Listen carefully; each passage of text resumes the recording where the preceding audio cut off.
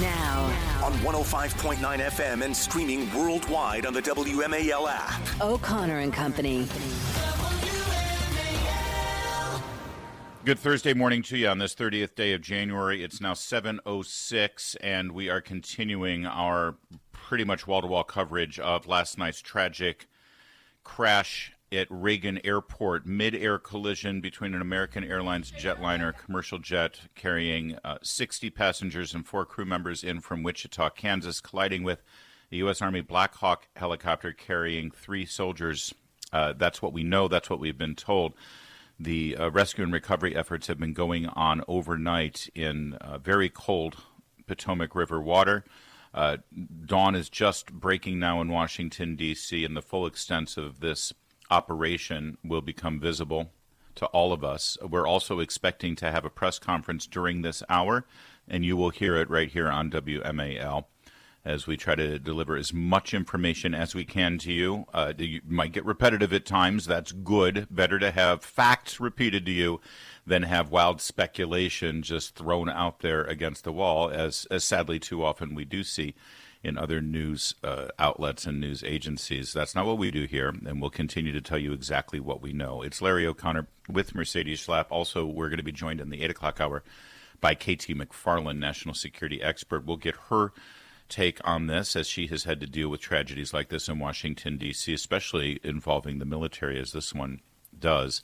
We'll also hear from her about the hearings today for Tulsi Gabbard. So what do we know? Here's what we know. According to the FAA, according to DHS and the Transportation Department, an Army Black Hawk helicopter collided into a 60-passenger flight landing at DCA last night at approximately 9 p.m. The crash happened in midair over the Potomac, and rescuers have been in the river trying to find survivors all night long. According to CBS News, 19 bodies have been pulled from the water. We've also heard from officials with the U.S. Figure Skating Organization. They put out a statement that said that several members of the skating community were among the passengers on board that plane. The U.S. National Championships were taking place in Wichita, Kansas, and apparently athletes, coaches, and family members were returning home from what's called the National Development Camp. This is for the up-and-coming figure skaters for the U.S. national team. They were in Wichita for that development camp and returning back. The crash again occurred at around 9 p.m. Mercedes. And by the way, if you believe that your loved ones or anyone that you know were on board the American Airlines Flight 5342 from Wichita, Kansas, American Airlines would like to hear from you. They will deliver whatever information they can to you. That number is 800-679-8215. 800-679-8215. And you talk about people that you might know on that plane. There, but for the grace of God, Mercedes, your family, Matt Schlapp's family, Matt is from Wichita, Kansas. Your mother-in-law takes this flight off, and you take this flight off and going back and forth to the Schlapp homestead there in Kansas. Yeah, well, I mean, I got to tell you, when I got the news last night, it was Sue Schlapp, my mother-in-law, who called. Grandma Sue. Obviously it's a flight she takes regularly to come see the grandkids. When we go to Wichita, we take the flight, and it's a new flight, actually, that's been around probably for a little bit over a year, that Senator Jerry Moran helped lobby for, which would be a direct flight between Wichita and DCA. And, look, I think it's always shocking. And I think when you and I were growing up, you would see more of these plane crashes happening.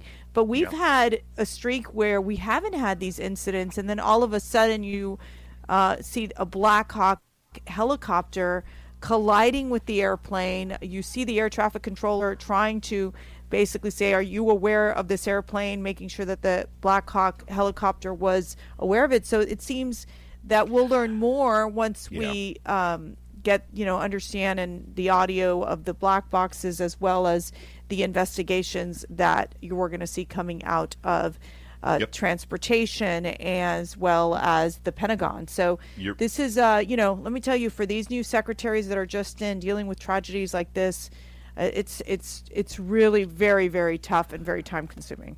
Sean Duffy, Secretary of Transportation, had not been on the job 24 hours after being sworn in, where he was mobilized for this and worked through the night on it, as well as Homeland Security Secretary Kristi Noem and Defense Secretary Pete Hegseth. All are sort of connected to this investigation and connected to this tragedy, and they've all put out statements as proactively pursuing investigations here. You're right, it hasn't been since February of 2009 when the United States has had a commercial airline crash. That's a remarkable thing. Mercedes, as you mentioned, when, late 70s, all through the 80s, it seemed like it was certainly a more frequent occurrence. I don't ever recall something like this, though, involving a military aircraft and a commercial aircraft. And considering how much traffic both military and commercial aircrafts have here in the Washington area, and specifically in this little quadrant of the District of Columbia with Fort Belvoir, which is where this Black Hawk originated from. We see military aircraft flying all the time, helicopters flying up and down the Potomac all the time, while commercial jets are coming into Reagan. But I've seen such an increase of military presence since President Trump has taken office than ever before. I'm sure they do these trainings all the time. Yeah. But I got to tell you, I've seen more military aircraft, like helicopters in our area than ever before. You always wonder, obviously, with heightened security, what that means, and, they are doing these training exercises as well, so that... Yep. It's just, look, like you have to ask yourself, why would a Black Hawk be like near that area of the airport where there is the flight path, and wondering where the mistakes, what mistakes happen there. It's horrible. Out. Just horrible. So much of the focus, of course, overnight has been on this recovery effort, and you can imagine, first of all, we have incredible fire EMS personnel with conflicting and overlapping jurisdictions that all figure out how to work together at moments like this. An incredible presence there on both sides of the Potomac working this through. Washington Fire and EMS Chief John Donnelly last night, this was a little after 1 a.m. at Reagan Airport, where they conducted the first major press briefing. Cut 24, if we could, Michael Shelton, for Chief Donnelly. The challenges are access. The water that we're operating in is about 8 feet deep. There is wind. There is pieces of ice out there. So it's just dangerous and hard to work in. And because there's not a lot of lights, you're out there searching every square inch of space to see if you can find anybody. Divers are doing the same thing in the water. The water is dark. It is murky. And that is a very tough condition for them to dive in. The question about the river, we'll make that decision later. The Coast Guard's on scene, and I would expect that it's not a high use time in the river, and we should not expect to have commercial recreational traffic on the river tomorrow. Yeah. By the way, flights out of Reagan as of now are shut down until 11 o'clock. We should get an update on that at the press briefing later in this hour. At the moment, Reagan flights are being diverted to Dulles, BWI unaffected by this at this time. We've also got some road closures due to the recovery efforts. We'll get to those right now. And you'll also hear from the White House spokesperson, Caroline Leavitt. You'll hear from the Secretary of Transportation, Sean Duffy. Both made statements last night. Information flow is an important thing at times like this. And as of now, it appears as though the Trump administration was right on it. From the get-go. We'll share it with you in a moment. WMAL. Making sense of the news. Live from the Home Paramount Pest Control Studios. Home Paramount, the leader in pest control since 1939. Breaking news, I have called over to my counterparts at the White House, and I can confirm that President Trump has been made aware of this situation. And tragically, it appears that a military helicopter collided with a regional jet at DCA Airport right here in Washington, D.C. That's all I can confirm at this point in time. And I can just say that the thoughts and the prayers of the entire Trump administration are with all those that are involved. And we ask the public in this area to please stand by for guidance from law enforcement and allow them to do their jobs as they attempt to save lives right now. White House spokeswoman Caroline Leavitt yesterday on Fox News, by the way, delivering the first official confirmation that this was an Army helicopter. Initial reports, misinformation and bad reports told us that it was a D.C. police helicopter involved. That was Caroline Leavitt clearing that up. And Mercedes, you're a communications expert, and you've worked in the communications office there at the White House. Caroline Leavitt, a brilliant press conference this week for her first time out as press secretary, 27 years old. You cannot train for moments like this, though. You've never been in a situation here where you have to make sure that information is flowing quickly, professionally, accurately. So far, I think that was a really good look for the administration and for and look, accurately is key, right? And this is something that the White House moves very quickly, and then in essence they gather the different agencies that are involved in this scenario, and you don't want to step ahead without having the up-to-date information, because we better know to say these nothing than get something bad out. Yeah, it's better to just keep your mouth shut, and that's because sometimes people fall into this thing where, well, I got to say something. I got to say no. Right. Better to just say nothing, and make sure you get it right. And this is where, like, the media needs some manners too, because you saw the clip of a man waiting for his wife, and the media puts a mic right in his face. And, that's just not the moment to do that. I mean, this man, lost his wife. This is a very tragic moment. And there's no sense. It's like what you were saying with the Laken Riley signing, where the reporter starts asking this question about freezing federal funds. And there you have Laken Riley's mother with the president. I mean, it's like they don't have a clue in terms of being at least somewhat sensitive to their human surroundings, being. basically. Yeah, but I got to tell you, these are the moments during, these tragic moments where you're going to see the effectiveness of the Trump administration. Obviously, the left already attacking President Trump, saying, "Oh, because they've cut, fired at the FAA director and the Coast Guard director, that this is going to cause problems." And you're going to see that leftist narrative happening all day long today. Well, we're used to them using a tragic event like this for political purposes and political weapons. I hope that the White House doesn't fall into that trap and actually shames them with silence, to tell you the truth, or just respond with facts and make them look as petty and small as they are.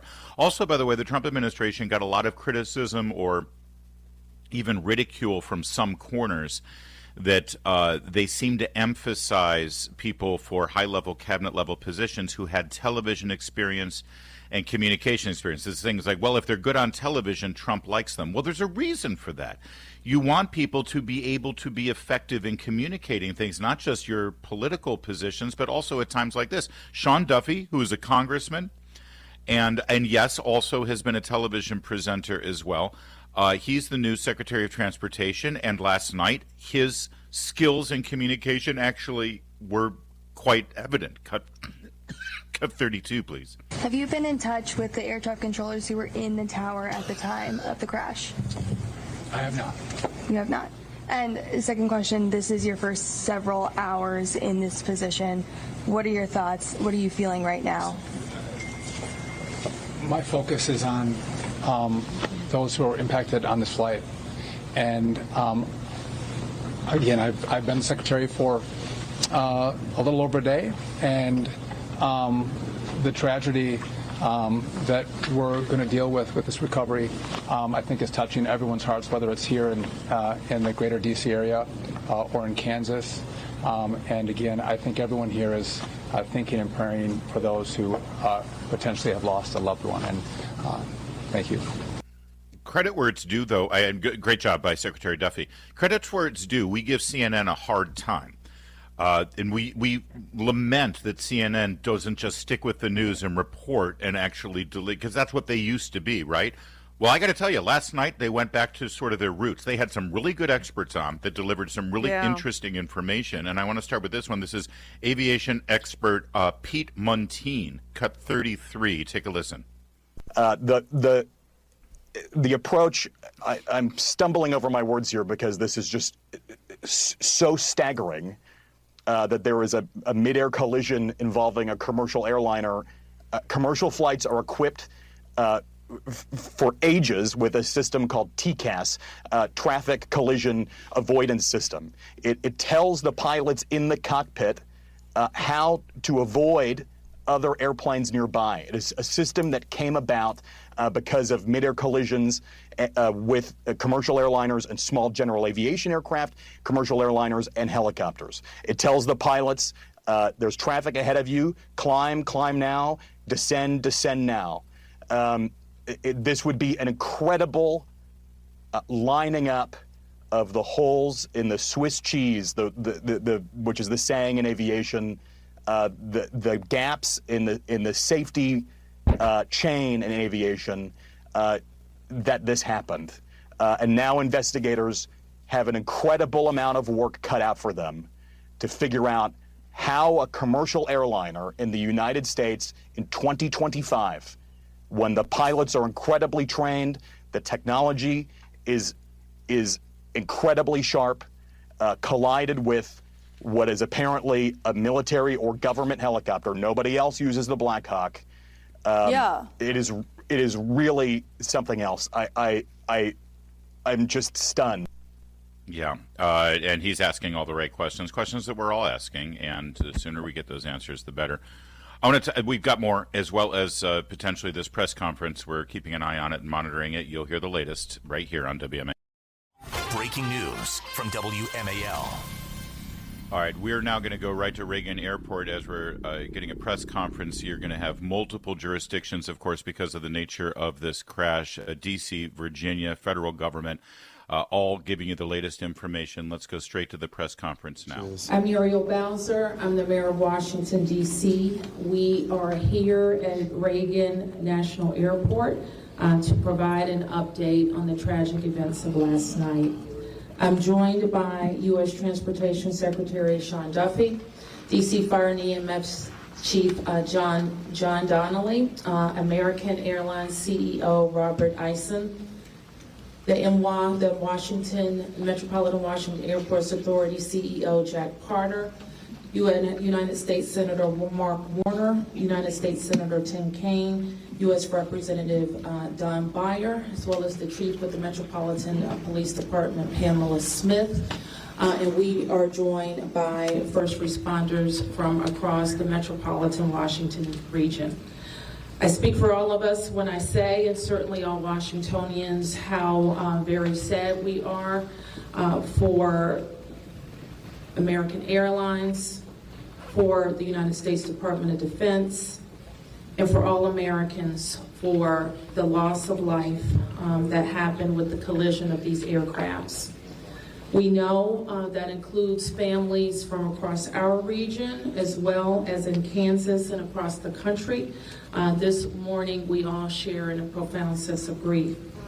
I do want to thank the first responders who acted quickly last night, who ran towards danger, went into a very frigid river, and have worked throughout the night. Chief Donnelly reported in last night's briefing that we have a strong mutual aid agreement in our region, and those teams have worked together throughout the night in really tough and heartbreaking conditions, and we should all thank them for their heroic efforts. So we'll have several updates today. I'm first going to turn to the Secretary of Transportation, Sean Duffy, and then you will hear directly from Chief John Donnelly with a situational update. Thank you, Mayor. Again, Sean Duffy here, Secretary of Transportation. We wish we were gathering for different purposes today. I just want to let you know that the Department of Transportation, the FAA, along with the White House, President Trump, local, state, and federal partners all working together on this incident in unison. I couldn't be prouder of this team that's been assembled, working tirelessly. Mayor, I want to thank you specifically for your work. A few details I'd like to give all of you, and some of you reported this, but last night, if you live in the D.C. area, you would know that this was a clear night last night. The helicopter was in a standard pattern. If you live in the D.C. area, you'll see helicopters up and down the river. This flight pattern is seen oftentimes when you live in D.C. This was a standard flight pattern last night as well. The American airline flight coming into land was in a standard flight pattern as it was coming into DCA. So this was not unusual with a military aircraft flying the river and aircraft landing at DCA. And again, if you live in the area, you'll see that frequently with those two aircraft working together. As many of you have reported, we have located the two aircrafts. The fuselage of the American airline plane was inverted. It's been located in 3 different sections. It's in about waist deep water, so that recovery is going to go on today. As that recovery takes place of the fuselage of the aircraft, NTSB is going to start to analyze that aircraft, partner with the FAA with all of the information we have to get the best results possible for the American people. I would just say that safety is our expectation. Everyone who flies in American skies expects that we fly safely, that when you depart an airport, you get to your destination. That didn't happen last night. And I know that President Trump, his administration, the FAA, the DOT, we will not rest until we have answers for the families and for the flying public. You should be assured that when you fly, you're safe. Thank you.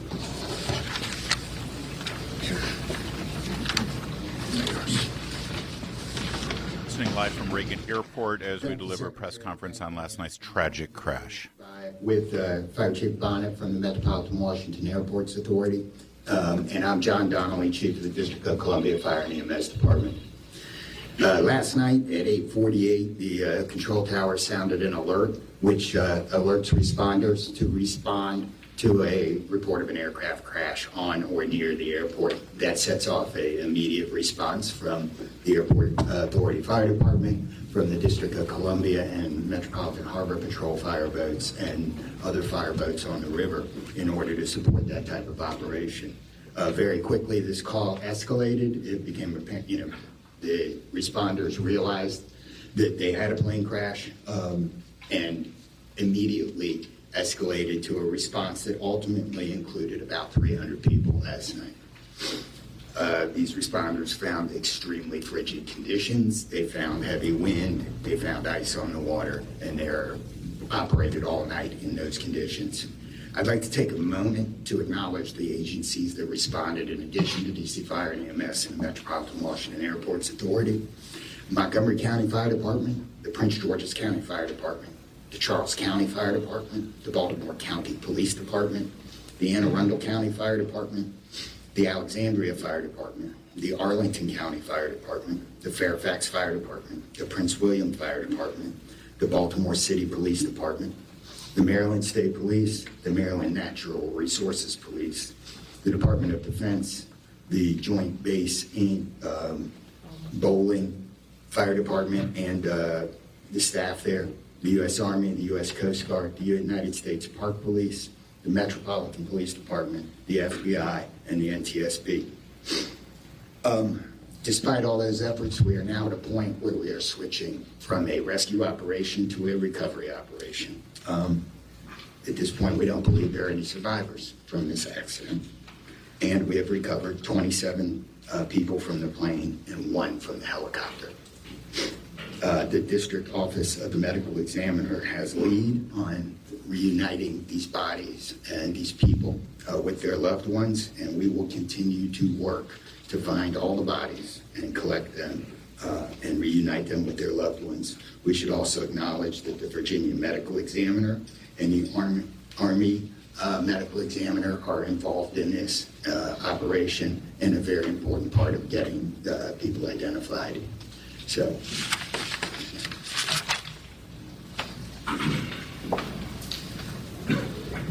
Our hearts are certainly with This is WMAL. You're listening to the live press conference at Reagan National on last night's tragic plane crash. Thank you, Mayor. Good morning. I'm Robert Isom, the CEO of American Airlines. I want to express my sincere condolences for the accident that happened at DCA last night. We're absolutely heartbroken for the family and loved ones of the passengers and crew members. and also for those that were on the military aircraft. Our focus right now is doing everything that we can to support all of those involved and also the PSA Airlines team. This is devastating. We are all hurting incredibly. We urge any family and friends looking for information about their loved ones to call our designated helpline, and that's at 1-800-679-8215, 1-800-679-8215. And here's what I can share at this early stage.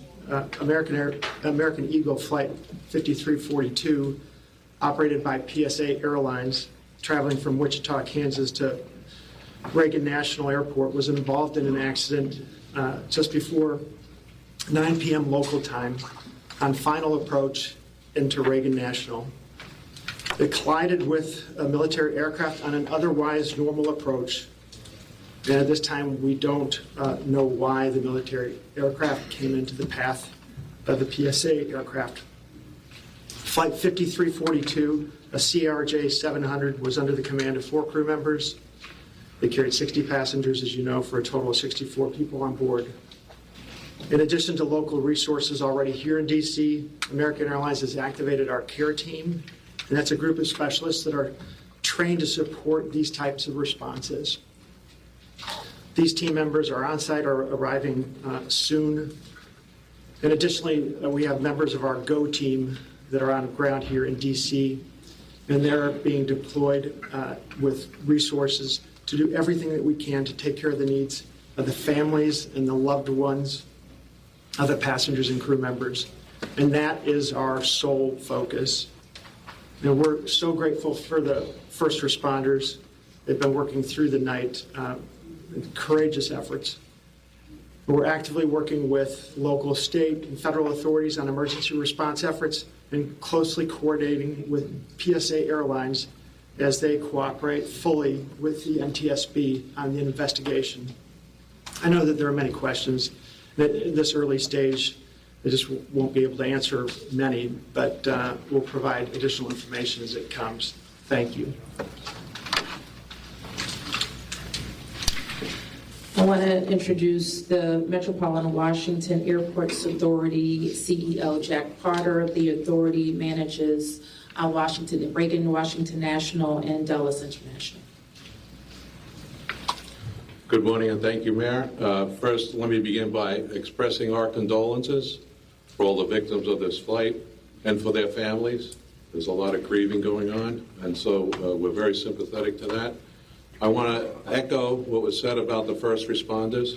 When there's a problem in this area, everybody drops everything and they rush to wherever the problem is. So I want to thank the chief, the entire team from Washington, D.C., but just as important, the list of folks that the chief described. The federal authorities have been here en masse, and so a lot of effort was brought to bear. Unfortunately, we weren't able to rescue anyone, but we are in the recovery mode right now. And I just want to, last night I expressed the fact that we hope to open at 11 o'clock today, and that is still the case. We're going to open the airport at 11 o'clock. And again, condolences to the families, and thanks to the many, many who are still out there working very, very hard to complete this recovery. Thank you, ma'am. You're listening to WMAL's coverage of the live press conference at Reagan National Airport on last night's tragic mid-air collision. It's 7:46. Alexandria Mayor, and I will like to ask members of the Virginia congressional delegation to the podium next. U.S. Senator Mark Warner, followed by Tim Kaine and Representative Don Beyer. Thank you, Mayor. I want to join with everyone else and express my condolences for the victims. For folks who don't live in the DMV, we are made up of a lot of jurisdictions. Reagan Airport's in Virginia. Across the river we have Maryland, obviously the district, but as been indicated by the chief, when tragedy happens, all those distinctions between the various jurisdictions and our federal partners all disappear. And I want to again thank all the first responders. On a personal note, I'll just add that literally I now know I was coming back from the district from a dinner to my home in Old Town Alexandria. And while I did not see the collision, I wondered, I'd never seen this many red lights streaming towards the airport and across the river in Maryland at this time. My phone started blowing up and I realized that this accident had taken place. There'll be a time to figure out. I know NTSB will have a briefing later in the day. But to the victims, our condolences. To the first responders, our thanks. All right. As you just heard from, that was Senator Mark Warner of Virginia. You heard Muriel Bowser announce the next round of speakers here at this press conference, all elected officials, congressmen, senators. It's our experience that it's at this time in these press conferences where the news and information has been delivered, and the rest is going to be elected officials sharing their personal anecdotes and connections to this tragedy, and that is obviously their right to do so. Our business is to deliver you the news and deliver you all the information that you need to know. Once again, let me summarize what we did learn. 27 bodies so far have been recovered from that plane that had 64, 60 passengers, 4 crew members. There has been 1 body recovered from the helicopter that we are told had 3 crew members. This is no longer a recovery operation, and it is I apologize. This is no longer a rescue operation. This is now a recovery operation. The intent now of all the first responders and personnel in the Potomac River is to recover the bodies of all of those lost. There are no survivors. And to reiterate, Reagan Airport will open as originally planned at 11 a.m. That's the latest now from this press conference. Let's take a quick break. You are listening to ongoing coverage here on WMAL of last night's mid-air collision at Reagan Airport. This is O'Connor and Company. All right, it's Larry O'Connor with Mercedes Schlapp here on a somber morning as we just got the official word from Fire Chief Donnelly that there are no survivors from this crash, as we were all dreading but expecting. This mid-air collision between a Black Hawk helicopter from Fort Belvoir and an American Airlines flight coming in from Wichita at Reagan Airport colliding last night at 9 p.m. Wreckage in the Potomac. Now that the sun is up, you can actually see wreckage floating, suitcases being recovered, bodies being recovered. In fact, Mike Waltz, the national security advisor to President Trump, was just on Fox News and said that over 30 bodies have been recovered in total. There are anticipated to be 67 bodies, 67 remains. The airport will open, Reagan Airport will open as scheduled at 11 a.m. today as this recovery operation continues. And we'll keep you updated and informed right here on O'Connor and Company on WMAL.